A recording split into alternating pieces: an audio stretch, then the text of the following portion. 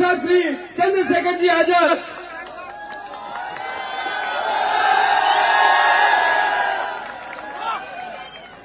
जय भीम।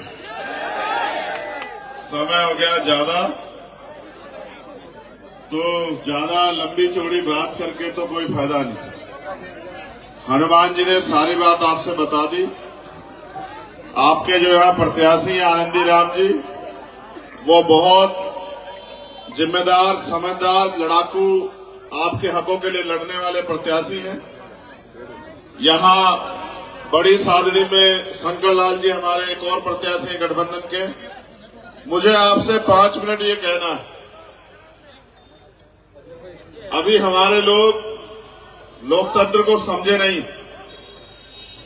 इस देश में समय समय पे जन्मे सभी संतों, गुरुओं, महापुरुषों को नमन करते हुए, और सबसे ज्यादा धन्यवाद दूंगा बाबा साहब अम्बेडकर, सर छोटू राम जी का, जिन्होंने आजादी से पहले भी इन वर्गों को अपने पैरों पर खड़ा करने के लिए इस लड़ाई को लड़ने का काम किया, और आज भी ये लड़ाई जारी है। उनकी संतानें आज मिलकर इस लड़ाई को लड़ रही है कि भारत और राजस्थान में हर व्यक्ति को, चाहे वो कहीं रहता हो राजस्थान किसी कोने में, स्वाभिमान, सम्मान और सुख सुविधा का जीवन मिल सके, इसकी तैयारी करके हमने ये अलायंस किया।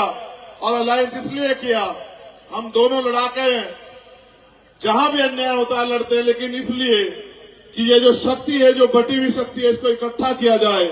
और वास्तव में अगर राजस्थान का भला करना है तो भले को दृष्टिकोण रख के भाजपा और कांग्रेस के चंगुल से यहाँ के लोगों को आजाद करा के, उनकी गुलामी की बेड़ियों को काट के, उनको सुख सुविधा, सम्मान का जीवन देने के लिए हमें इस ऐतिहासिक कदम को उठाना चाहिए। फिर हमने ये इस फैसले को और बल दिया। पिछले तीसरा दिन आज हमें यहाँ है, राजस्थान में हम लोग मिलकर प्रचार कर रहे हैं।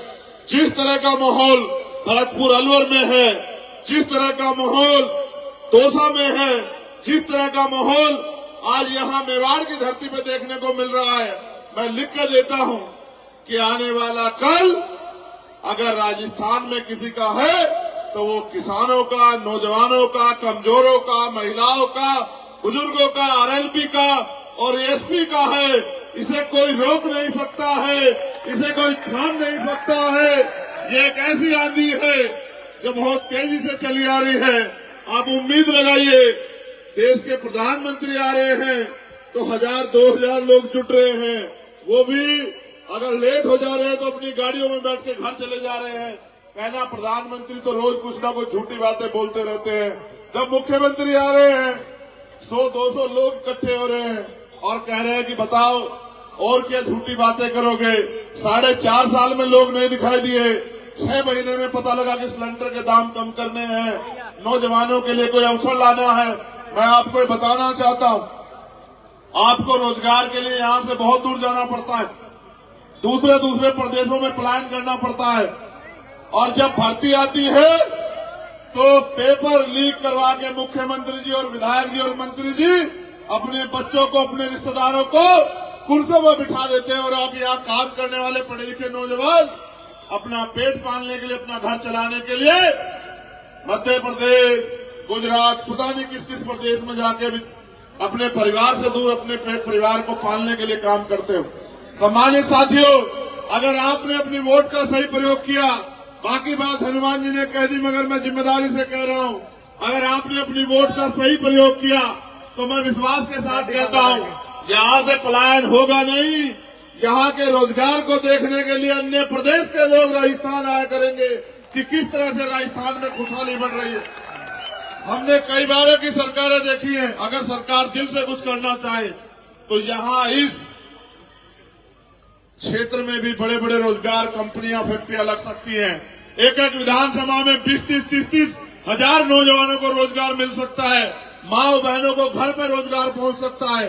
और जैसा हमारे प्रत्याशी, मैं धन्यवाद दूंगा उनके संकल्प का, उन्होंने संकल्प लिया कि वो जूते नहीं पहनेंगे, चप्पल नहीं पहनेंगे। मैं उनसे कहूंगा कि कुदरत के आशीर्वाद से और आप सब लोगों के सहयोग प्यार से वो दिन दूर नहीं जब इस क्षेत्र में पानी भी आएगा और यहाँ की समस्याओं का, हर एक समस्या का समाधान भी होगा। और उस समाधान के सूत्रधार भी आप होंगे। मेरे प्यारे साथियों, ये बात आप गौर कर लो। आप भाषण रोज सुनते लोग, मगर ये भाषण नहीं, ये आपकी सच्चाई है लोकतंत्र की। सरकारें बहुत वादे करते हैं, 700 रुपए का सिलेंडर, 500 रुपए का सिलेंडर, वृद्धा पेंशन, ये पेंशन, वो पेंशन, इतने पैसे, इतना किसानों को सम्मान निधि। आपको ने कभी सोचा कि सरकारों पे पैसा कहां से आता है? कभी आपने जानने का प्रयास किया? क्या मुख्यमंत्री जी कोई बिजनेस करते हैं जिससे पैसा निकाल के लाते हैं? क्या प्रधानमंत्री जी कोई जमीन बेच के पैसा निकाल के लाते हैं? आप और हम जो टैक्स देते हैं उसी पैसे से सरकार का बजट बनता है। आपका पैसा आपके ऊपर लगाना कोई बड़ा काम नहीं है, वो तो आपका पैसा लेके लगाते भी नहीं है। लेकिन यहाँ आपके बीच में जो भावी मुख्यमंत्री है राजस्थान के, मैं लिख के देता हूं, हनुमान जी बेनीवाल, 3 लाख करोड़ से ज्यादा का बजट है। एक एक पैसा गरीबों को उनको पैरों पे खड़ा करने के लिए लगाया जाएगा। और खुशहाली जब तक लोगों के घरों में नहीं आएगी तब तक हम लोग चैन से कुर्सी पे नहीं बैठ के आपके लिए संघर्ष करते रहेंगे। आज जो ये प्यार आपने करमासन की धरती पर दिखाया है, इतना बड़ा जनसैलाब जो आप यहाँ, इतने बड़े जनसैलाब के रूप में जो आप मौजूद है, मैं आपको ये कहना चाहता हूं, किसी की बातों में मत आना। आपको प्रलोभन देने, आपको बेवकूफ बनाने, आपसे बड़ी बड़ी बातें करने बहुत आएंगे। और मैं आनंदी राम से कहूंगा कि वो यहां आए। आपको ये बताओ, आपको 1 महीने का प्रलोभन और झूठी बातें चाहिए या 5 साल के लिए अपनी कुर्सी मजबूत करनी है? आप बताओ। अगर 5 साल के लिए कुर्सी मजबूत करनी है तो 1 महीने वालों की बातों में मत आना। ये 1 महीने वाले चुनाव के बाद आपकी बस्तियों में नहीं आके देखेंगे। और अगर देखा हो तो आप अपने आसपास जाके देख लो। कभी विधायक जी, मंत्री जी आपकी गलियों में आए हो क्या पूछने कि किसका पेट भूखा है, किसके सर पे छत है या नहीं है, किसकी बच्ची को पढ़ाई की दिक्कत आ रही है, किसके पिता को, माँ को अच्छे इलाज की व्यवस्था नहीं हो पा रही है। अगर इन सब की समस्या कोई दूर करेगा तो राजस्थान में आरएलपी एसपी गठबंधन करेगा और पावर ऑफ बैलेंस हमारे पास होगी, आप जनता के पास होगी। क्योंकि जितने विधायक हमारे जीत के जाएंगे उतनी ताकत हमारी बनेगी। और जब हमारे जरिए सरकार बनेगी तो वो आम जनता की सरकार होगी, किसानों, गरीबों, नौजवानों की सरकार होगी। और जब वो काम करेगी तो पूंजीपतियों के लिए काम नहीं करेगी, किसानों के, नौजवानों के, गरीबों के, कमजोरों के बच्चों के लिए काम करेगी। और जिस तरह का शोषण कमजोर वर्गों पे यहाँ जाति के आधार पे किया जाता है, मैं उनको भी कहना चाहता हूँ अपने साथियों को, जिस दिन आपके पास ताकत होगी, ये सामंतवादी सोच भी उसी दिन घुटने टेक जाएगी। मेरी बात को याद आप रखना। उसी दिन सामंतवादी ताकतें क्या तो घुटने टेक देंगी या प्रदेश छोड़ के कहीं भाग जाएंगी। कोई गुंडागर्दी राजस्थान में नहीं रहेगी। अगर आपने सही फैसला ले लिया, 25 तारीख को जब आप वोट डालने जाए, ना इधर देखे ना उधर देखे, सामने देखे और बोतल के बटन को दबाकर भाई आनंदी राम जी को विधानसभा भेजने का काम आप करें। और आपकी समस्याओं के लिए लड़ने की जिम्मेदारी आप हमारे पास छोड़ दें। और जो आपकी समस्याएं हैं, आज या कल एक लिफाफे में लिख के वो आप हमें दे दें।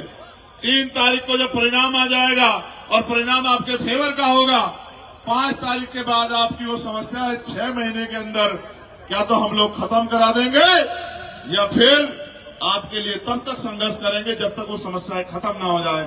बहुत बहुत धन्यवाद।